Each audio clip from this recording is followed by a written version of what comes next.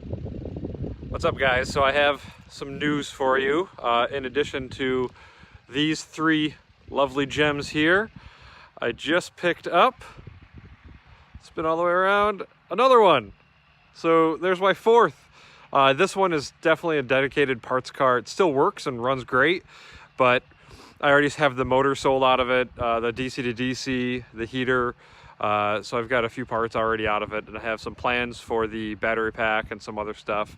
But I'm gonna go greet this guy. He just pulled up, and talk to him, and yeah, I'll fill you guys in more later. Well, this is the winter that just won't go away. I was just talking to the guys, and unfortunately I have to unload the other two cars before they can get to mine. The other two that I've had, they've shown up on, or the other three, they've shown up on semi-trucks, like the big, I don't even know how many cars they carry, maybe 12 cars or something like that. This is the first time that I've had a 3-car carrier show up. So just waiting for them to unload it, and then I'll get a couple shots of the cars all sitting here, and I'll tell you a little bit more about it.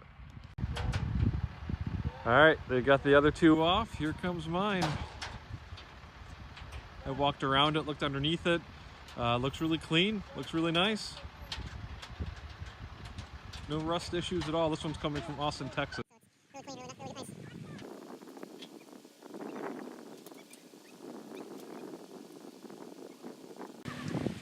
I don't know, it's slipping or something. I don't know. I'm having a hard time getting this thing off.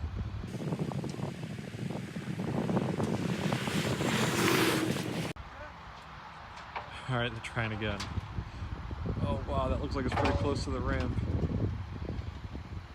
Got it. Good. I had a hard time getting it off.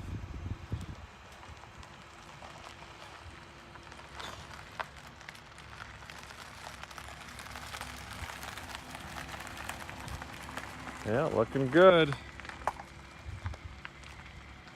All right, so I've got to pay these guys and let them get out of here. I'll be right back. All right, here she is. Pretty nice. I don't see really too many dents or scratches on it. There's a couple, just little stuff on the door, but all the doors actually open and close nicer than mine. I really don't know why mine just seems like the heaviest worn one. So mine is this one right here. That's the one I drive daily, and all the doors are just tough to open and close. The door handle seems stiff, but this one's actually much more smooth. All of them are much more smooth than my car for some reason. So this one has 126,000 miles on it, and that's why I got it for a good price, and I'm looking forward to experimenting and playing around with it. As you can see, it does have the CHAdeMO plug, so that's pretty cool. There's a big scratch here on the door. Looks like a dent too, but still not bad. The whole thing is pretty good condition. Man, it's hard to get them all in the same shot, but I think I finally got them all in here. So I think it's probably fair to say, or fair to ask, what the hell am I thinking buying 4 of the exact same car? And yeah, it is a little crazy, and luckily my wife is pretty awesome about everything. But really, so the quick history is this one right here was my car. I purchased it brand new from California and shipped it over here to Ithaca, New York. The next one right there is my wife's car. So we bought that for her out of Denver in spring of last year. And then having these two cars, we really like it. It's been the only EV that can fit our whole family, fit everything we need, and still take decent road trips. And then I wanted a car just to have around for parts, just in case anything happened. I mean, both of our cars are still currently under warranty, but we plan on keeping these for a while. And the few times we've had warranty issues, it's been a pain in the butt to get parts, and to the point where I kind of would even just prefer doing it myself and replacing the part. Well, then I found the white one, and it was a good price. It was just another guy online, part of the EV community, and bought his from Southern California. And my father, who just happened to live 30 minutes away from him, checked it out, and he was considering buying it for himself, but he passed, and so I took it. And so that was going to be my parts car, but it's great. I mean, it's in such awesome condition. This one has about 80, what was it, 6,000 miles, something like that.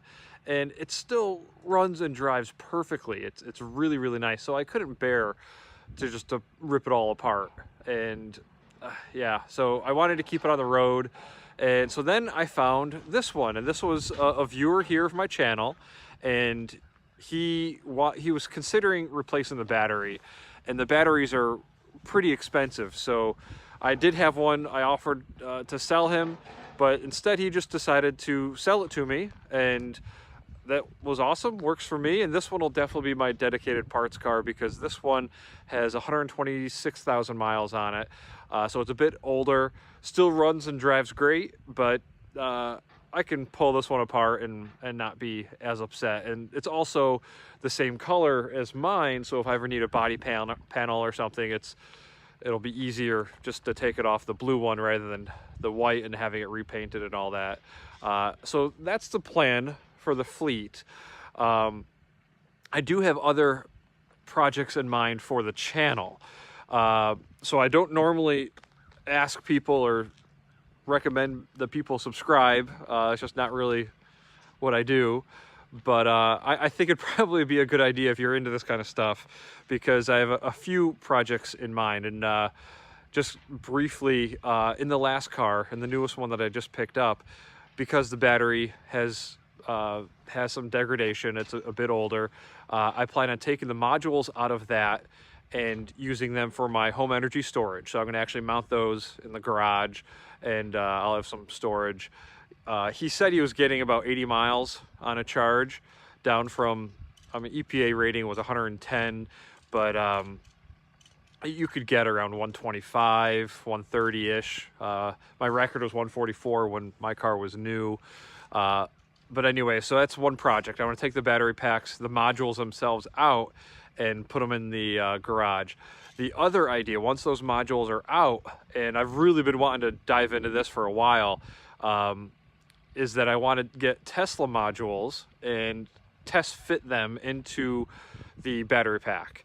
I did some measurements before when I had the T-Rex open, when I first started that project. I think I put a video up about it. So I did some measurements, and I think it'll hold quite a few. I don't think it's enough. I probably would have to put some in the rear of the car as well, but that's just a future project, just to extend the range of the car itself, so that way I don't have to worry about taking the T-Rex trailer everywhere if I want to take a road trip or something. And then lastly, the other big item is I just bought some LG solar panels that are going to be going on my roof. So that'll be happening probably in a few weeks. Once it gets warmer, those panels should arrive in probably a week or so.